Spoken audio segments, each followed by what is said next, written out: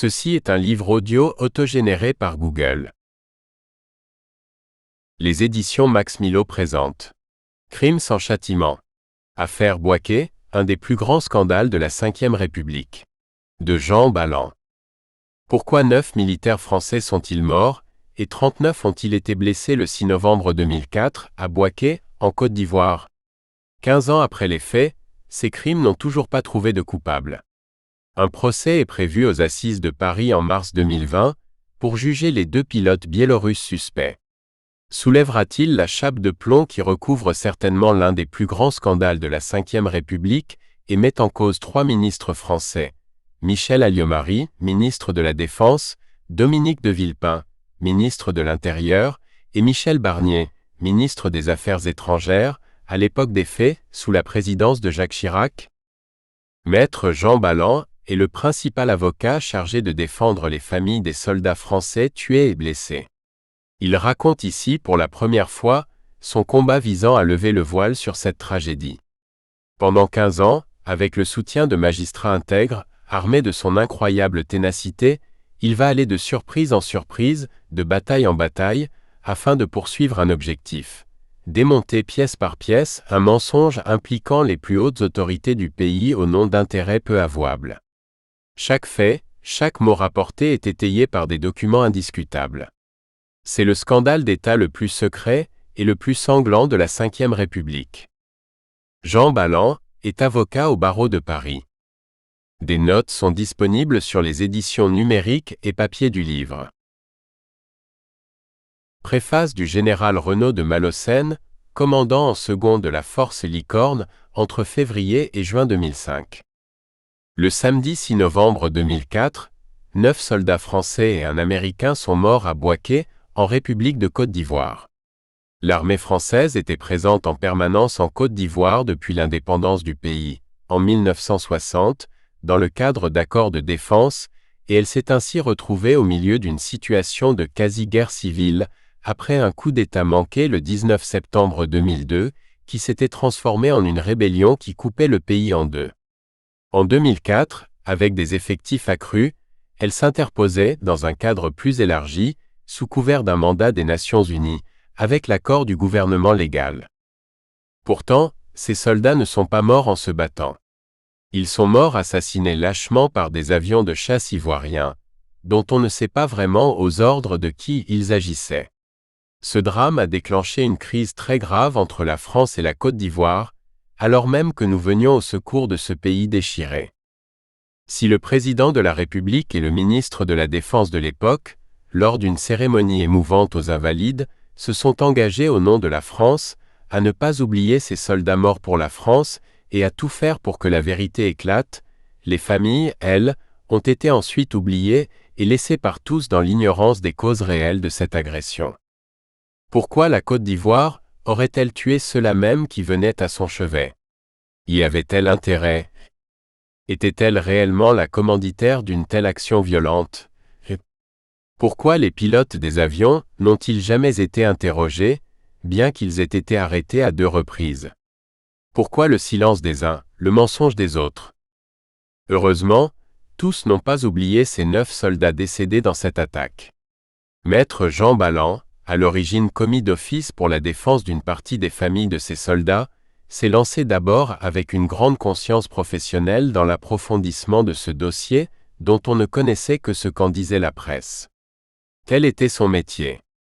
Mais tirant les ficelles d'une affaire de plus en plus mystérieuse et complexe, démêlant les chevaux d'implications multiples et occultes, pressentant une affaire très grave, il s'est consacré corps et âme, avec passion et acharnement, à la défense de soldats oubliés sans doute volontairement, tant les causes de cet assassinat lui paraissent de plus en plus troubles et inavouables. Les guerres, plus encore quand elles sont civiles, sont toujours complexes, et il revient aux historiens d'en rechercher les causes et d'en retracer le déroulement pour tendre vers une vérité jamais complètement atteignable. Mais ici, s'agissait-il d'une guerre entre la France et la Côte d'Ivoire? Devant cette crise violente entre 2 pays amis, chacun aurait dû assumer ses responsabilités, du haut en bas de la hiérarchie, avec courage, même celle des erreurs que l'on ne peut pas toujours éviter. Là, était-ce envisageable alors que l'objectif d'une telle attaque, ainsi que le révèle ici Jean Ballan, était aussi infamant. Dans cet ouvrage, Jean Ballan veut proposer des preuves indiscutables et non dénoncer un quelconque complot. Le résultat qu'il présente associe bravoure, clarté et précision. Distinguant les faits indiscutables et les interprétations qu'il en propose, il nous conduit avec lucidité dans les méandres les plus abjects de la politique politicienne, du service d'intérêts et d'ambitions particuliers, qui sont autant de querelles que le soldat n'a pas vocation à servir. Rappelons-le sans trêve, la politique n'est pas un jeu. L'homme politique est l'ordonnateur premier et ultime de l'emploi de la force armée, de l'usage légitime de la violence, de l'engagement de la vie et de la mort de ses soldats. Cela doit le rappeler à ses plus hautes obligations morales. L'emploi de la force ne peut être un motif d'orgueil ou de gloire. Il est un droit exorbitant, régalien, qui renvoie aux plus hautes responsabilités du pouvoir politique, si ce n'est la plus haute, celle de décider de donner la mort afin d'assurer la survie de la nation, des populations dont le pouvoir politique a la responsabilité, de renforcer la protection des plus faibles, des plus fragiles, ici de la République de Côte d'Ivoire en proie à une terrible guerre civile. La quête inlassable de Jean Ballan nous rappelle au devoir de vérité. Devant le travail accompli, le lecteur ne peut éprouver qu'une grande sympathie, les familles une reconnaissance consolatrice et les soldats engagés depuis longtemps sur de nombreux théâtres d'opérations extérieures, de la gratitude. C'est l'honneur de la justice, dont le pouvoir doit être séparé de celui de l'exécutif, de mettre en lumière les raisons de ce drame qui continue à obscurcir cette page douloureuse de l'histoire franco-ivoirienne, et à hanter la mémoire des familles de 9 soldats français. Préambule. En novembre 2004, la France est militairement impliquée en Côte d'Ivoire, son ex-colonie. La voici confrontée à une rébellion qui a coupé le pays en deux. Avec le soutien d'une mission de l'ONU, elle s'interpose entre les parties et dispose de plusieurs bases dans le pays. L'une d'elles est située à Bouaké, la deuxième ville du pays, siège des rebelles. Le camp militaire français occupe l'emprise du lycée français, désaffecté depuis le début de la crise, en septembre 2002. Ce livre raconte une histoire ancienne, dont tout le monde a parlé à l'époque, mais que tout le monde semble avoir oublié depuis. Pourtant, elle a des conséquences qui se font sentir jusqu'à aujourd'hui, 15 ans plus tard. Des conséquences humaines, politiques, géopolitiques, y compris sur le fonctionnement de la justice française, ou plutôt, d'une certaine oligarchie. Le 6 novembre 2004, le camp français de Bouaké subit une attaque aérienne, perpétrée par 2 chasseurs-bombardiers d'origine russe à cocarde ivoirienne, des Sukhoi 25 pilotés par des équipages mixtes, pilotes biélorusses et copilotes ivoiriens. Le bilan est lourd. 9 soldats français, un civil américain tué et 39 soldats blessés. Sur l'instant, tous les politiques en France, relayés sans retenue par les médias, vont désigner le pouvoir ivoirien, et le président Laurent Gbagbo au premier chef, d'avoir organisé cette attaque. Cependant, très vite, des interrogations naissent, principalement sur les conditions de l'attaque et la disparition des exécutants que la France avait pourtant interceptés dès le début, alors qu'une enquête judiciaire en flagrance avait été immédiatement ouverte par la justice française. Je suis avocat. Dans mon métier, on hérite parfois d'un dossier qui au début paraît évident. Plus la situation est tragique, plus la dimension du crime est importante, plus la presse et les autorités judiciaires et politiques font du bruit dans l'affaire, plus vous pensez naturellement que tout va être mis en œuvre pour que l'enquête avance vite et que tout sera fait pour que les auteurs de ce crime soient identifiés, arrêtés et jugés. Donc qu'un procès public aidera les victimes et leurs proches à comprendre pourquoi cela est arrivé. Il aura fallu 15 ans d'instruction, 15 000 pages de dossier, 4 juges d'instruction successifs, pour que le procureur de la République renvoie en cour d'assises les pilotes incriminés. Dans le même temps, la commission des requêtes de la Cour de justice de la République aura rejeté la demande du juge d'instruction qui voulait renvoyer devant la CJR 3 ministres en poste en 2004 et susceptibles d'avoir couvert la fuite de ces mêmes pilotes. En effet, à l'opposé des soupçons véhiculés en 2004, ce bombardement sanglant a pris, au fil des ans et du développement de l'instruction, la forme d'une bavure manipulée, selon l'expression qu'utilisera dans sa déposition devant la juge le général Henri Poncet, qui commandait les forces françaises en Côte d'Ivoire à l'époque des faits. Il peut être considéré comme le pire scandale d'État de la Ve République. Il n'est pas question de malversation financière, mais du sang de soldats français, sacrifiés au nom de raisons encore plus obscures que la raison d'État. Ce livre est l'histoire de ce désastre politique et humain tel qu'il ressort du dossier d'instruction, et que certains politiques et magistrats auraient voulu soustraire à la connaissance des Français. Confiant et naïf, je suis devenu un homme en colère. Jamais, quand je me suis trouvé impliqué dans cette affaire, je n'aurais imaginé que je finirais par écrire un livre sur ce sujet. Le déroulé des faits, et les manœuvres inqualifiables de ceux qui ne voulaient pas de la vérité, me poussent aujourd'hui à prendre l'opinion publique à témoin. Et comme je pense aussi que je ne détiens pas le monopole de la vérité, je me suis décidé à écrire ce livre dans lequel je vais vous présenter les faits, malgré mon implication personnelle, de la manière la plus objective possible, en m'appuyant essentiellement sur le dossier d'instruction de 15 000 pages. Ainsi, chacun pourra se faire sa propre opinion.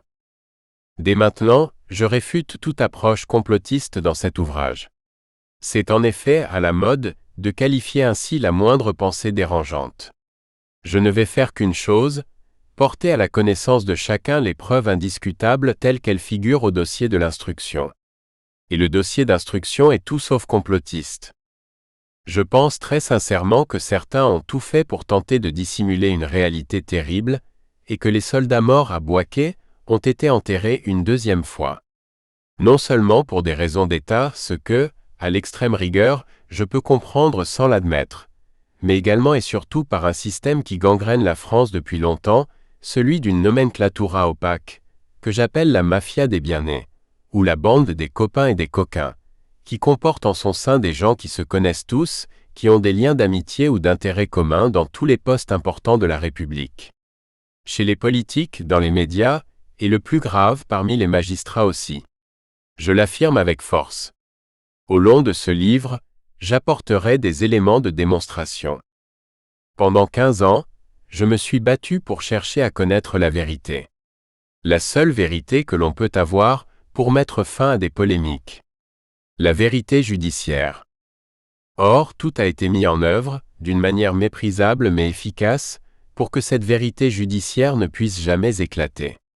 Bien que cette affaire ait eu des prolongements internationaux et que la Côte d'Ivoire ait été aussi profondément touchée, je vais mettre le curseur sur les implications en France. Je suis l'avocat de nombreuses victimes françaises. En dehors de la vérité, je me bats aussi pour leur mémoire depuis 15 ans.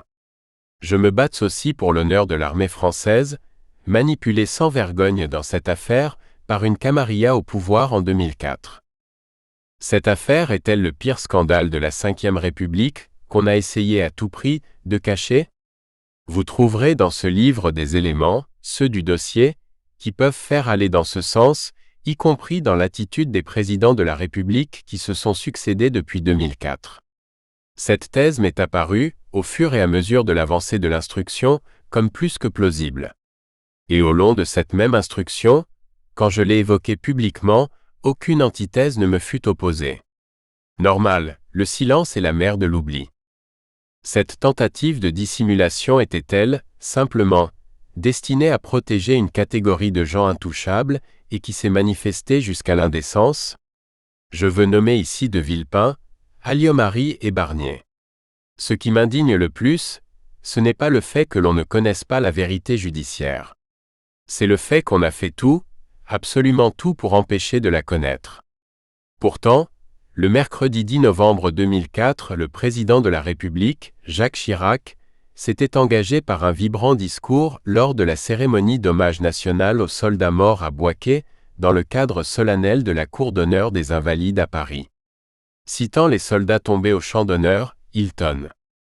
Vous êtes tombés le 6 novembre à Bouaké, dans l'exercice de votre mission. Une mission difficile et exigeante que vous remplissiez avec ardeur, avec générosité, avec abnégation. Vous êtes venu en Côte d'Ivoire pour protéger les populations déchirées de ce pays ami et les aider à retrouver le chemin de la paix et de l'unité. Déployés sur le terrain depuis un mois, Vous vous donniez sans compter, et vous avez été lâchement frappé, victime d'une agression que rien ne pouvait justifier. C'est le destin et l'honneur du soldat que d'accomplir son devoir souvent loin des siens, toujours au risque de sa vie, avec courage, dignité et maîtrise de soi. Tel est le vrai visage, l'exigence et la noblesse du métier des armes. Et telle est la grandeur de la mission des 13 000 soldats françaises engagés aujourd'hui sur les 5 continents. 9 soldats sont tombés au champ d'honneur.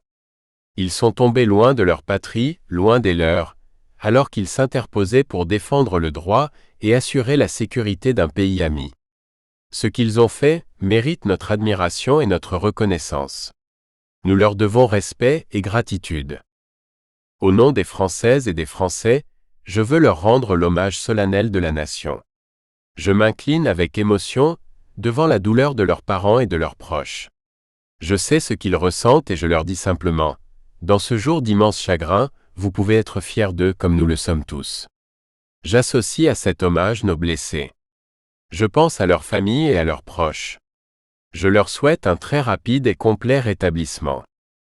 À toutes celles et à tous ceux qui poursuivent en Côte d'Ivoire leur mission de paix et qui assurent aujourd'hui la sécurité de nos concitoyens, je veux leur dire ma totale confiance. Je sais qu'ils sauront être dignes de leurs camarades. Adjudant-chef Thierry Baratieux, adjudant-chef Philippe Capdeville, sergent-chef Francis Delon, sergent Laurent de Rambure, caporal-chef Patélisé Falévalou, brigadier-chef Franck Duval, caporal Benoît Marzet, caporal Emmanuel Tilloy, marsouin de première classe David de Cuyper, vous méritez la reconnaissance de la nation tout entière. Ici, dans ce haut lieu nimbé de gloire militaire, je veux vous dire au nom du peuple français que nous ne nous oublierons pas. Bel hommage. Digne et touchant. Linceul blanc, immaculé, des mots sur les cadavres des soldats morts pour la France. Vous allez voir, au fur et à mesure du récit, que ce n'était que des mots. La réalité, telle qu'elle va apparaître, les dément en tout point jusqu'à faire écrire par le dernier procureur de la République en date que l'État n'a rien fait pour aider l'instruction et les victimes qui méritaient une toute autre considération. Chapitre 1. Le rideau de fumée. Fin mars 2005, j'ai rendez-vous avec Brigitte Reynaud, juge d'instruction près le tribunal aux armées de Paris. J'interviens à l'occasion d'une instruction classique concernant des militaires pour des faits commis dans le cadre d'une opération extérieure. Comme il convient, j'assiste à l'interrogatoire de mon client, puis je discute librement avec Madame Reynaud. Aujourd'hui, les rapports entre avocats et juges se sont tendus. En 2005, de tels échanges étaient habituels. Au détour de la conversation, surgit le nom de Boisquet. Madame Reynaud est saisie du dossier. Avertie par les médias du drame qui s'y est déroulé, j'ai éprouvé comme chacun tristesse et colère contre les auteurs de ce bombardement, et je suis étonné d'apprendre de la bouche de la juge que beaucoup de victimes et familles de soldats tués ou blessés n'ont pas d'avocat. Pourtant, le rôle d'un conseil dans ces circonstances est très important. Conseiller, suivre le dossier, tenir ses clients informés et simplement, mais la chose est souvent complexe, défendre leurs intérêts. Madame Reynaud m'enjoint d'intervenir auprès de maître Jean-Marie Burguburu, bâtonnier de Paris, afin que soient commis des avocats d'office. Moi-même membre du Conseil de l'Ordre des avocats, je m'exécute rapidement, et mon collègue me propose de m'en charger. En effet, les implications politiques et la dimension internationale du dossier exigent un professionnel taillé pour cette aventure. Or, le bâtonnier sait que quand je mène un combat, je ne recule jamais. Comme aucun conflit d'intérêts n'existe entre les victimes, je pourrais prendre en charge tous ceux qui ne sont pas encore conseillés, libre à mes nouveaux clients de changer d'avocat si mon travail ne les satisfait pas.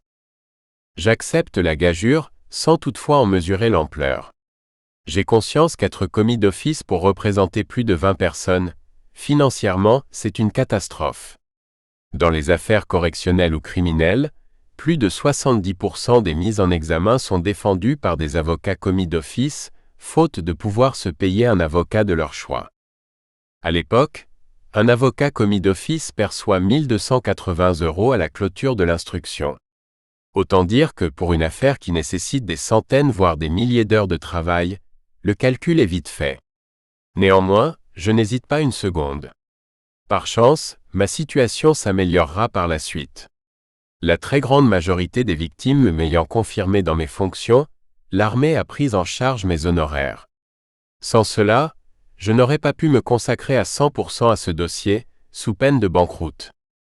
Une fois installé dans mes fonctions, je peux demander copie du dossier afin de me forger une opinion factuelle. Voici donc ce que je découvre dans un premier temps. Le 6 novembre 2004, les gendarmes prévôts basés au camp militaire français d'Abidjan, situé dans la commune de Port-Bouët, siège du 43e bataillon d'infanterie de marine, BDIM, sont saisis d'une procédure de délit flagrant par le procureur de la République près le tribunal aux armées de Paris. Le 14 janvier 2005, une information judiciaire est ouverte à la demande de Michel Alliot-Marie, ministre de la Défense, suivant le procès-verbal 422-04 de la brigade prévôtale de Port-Bouët, en Côte d'Ivoire. Dans son avis numéro 2/2005, la ministre précise qu'il n'a pas été possible pour l'instant de déterminer l'identité des auteurs de l'attaque, de leurs complices et, le cas échéant, les commanditaires de cette attaque. De plus, la nature criminelle des faits impose au préalable l'ouverture d'une information judiciaire, à celle-ci de déterminer les responsabilités pénales. Traduisons, en gros, Michel Alliot-Marie adopte une position minimaliste, se contentant d'ouvrir une procédure qui ne peut être ouverte sans son aval par le tribunal aux armées de Paris. Dès le 19 janvier 2005, le procureur concerné signe un réquisitoire introductif en s'appuyant sur le procès-verbal prévôtal et l'avis de la ministre. Ouvert contre X, le réquisitoire porte les chefs suivants: assassinat, tentative d'assassinat, destruction grave commise en réunion sur des biens destinés à l'utilité publique et appartenant à une personne publique ou chargée d'un service public. Il autorise la juge d'instruction, en l'espèce Brigitte Reynaud, à bien vouloir informer par toute voie de droit. Jusqu'à ma conversation avec la juge, je suis comme tout citoyen lambda dans la connaissance de ce dossier. Comme je l'ai écrit, j'avais regardé la télévision, j'avais vu les horreurs, j'avais vu les indignations des politiques, la cérémonie émouvante aux Invalides pour les soldats morts, avec les drapeaux français et tous les honneurs, les déclarations martiales à l'adresse des familles. Émouvant. Le discours de Chirac, que l'on vient de lire, ne laissait place à aucun doute. La France allait faire la lumière pour connaître la vérité et honorer ainsi la mémoire des morts. Le 8 février 2005, la juge ouvre officiellement l'instruction en signant une ordonnance de qualification. Elle porte la cote des 461. Je précise que toutes les cotes ne seront pas mentionnées, afin d'éviter une lecture trop fastidieuse. Néanmoins, je certifie que toutes les pièces auxquelles je me réfère sont intégralement issues du dossier. Jusqu'ici, je suis confiant. Confiant dans notre justice. Confiant dans nos dirigeants politiques.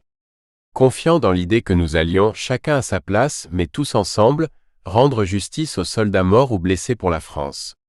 En d'autres termes, je ne m'attends pas à vivre 15 ans d'une trahison perpétuelle et inventive, visant à dissimuler tant bien que mal une effroyable vérité. Et comment l'aurais-je imaginé? L'affaire est grave.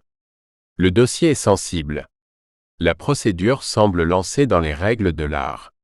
Rien ne cloche. Par conséquent, il est temps pour moi de lire les premières auditions, à commencer par celle du colonel Patrick Destremo, qui commandait les forces françaises positionnées à Bouaké. Plus haut gradé présent sur place, il témoigne le 8 avril 2005, au moment où est privilégiée l'hypothèse d'une attaque délibérée des Ivoiriens. Or, il atteste que, selon ses sources, l'armée française n'était pas un objectif des Ivoiriens, allant jusqu'à insister avec une formule curieuse. Nous n'avons pas eu de message menaçant directement les militaires français, et je dirais même le contraire.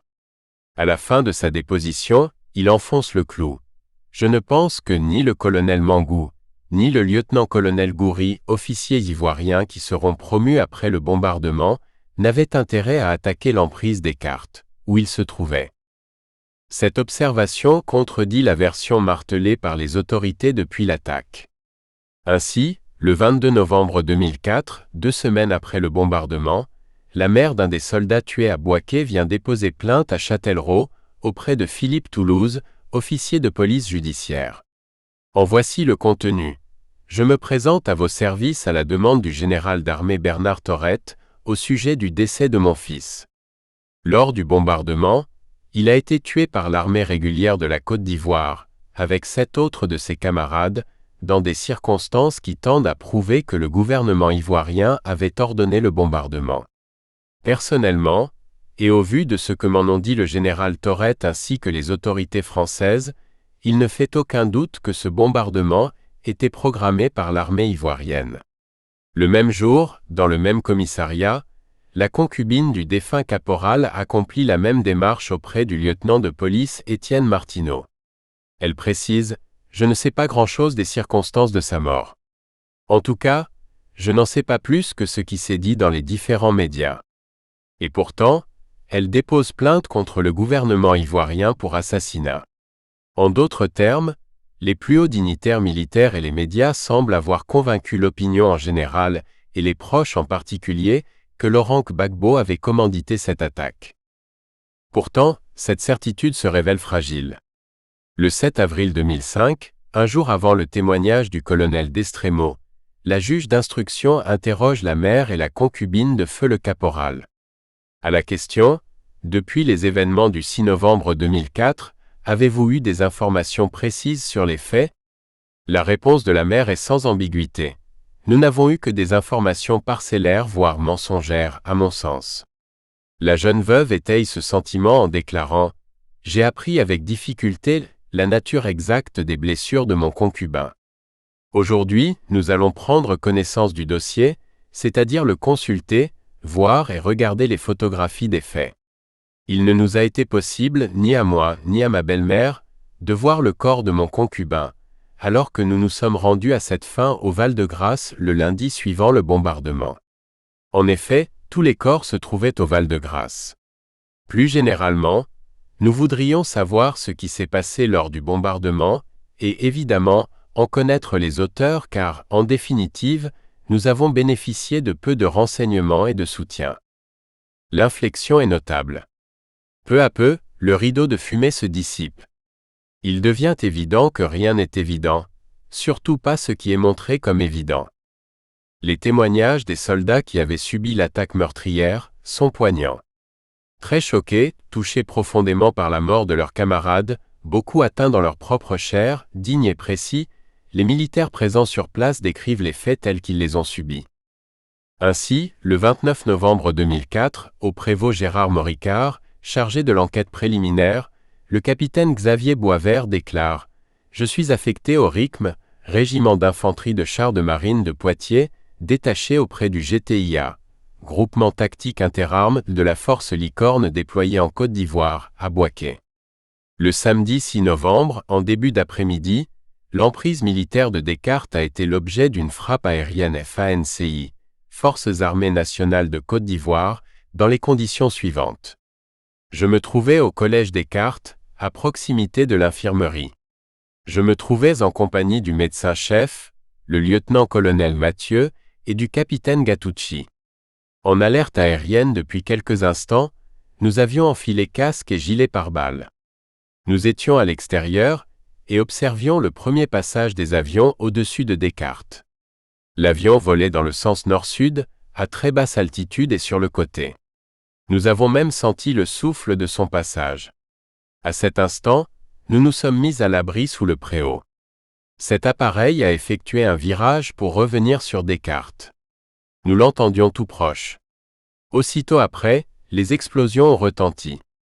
Le souffle nous a couchés au sol. Des éclats de vitres et de béton ont volé dans tous les sens, dégageant une énorme poussière. Nous sommes restés quelques instants au sol, le temps de réaliser que nous venions de subir une attaque aérienne.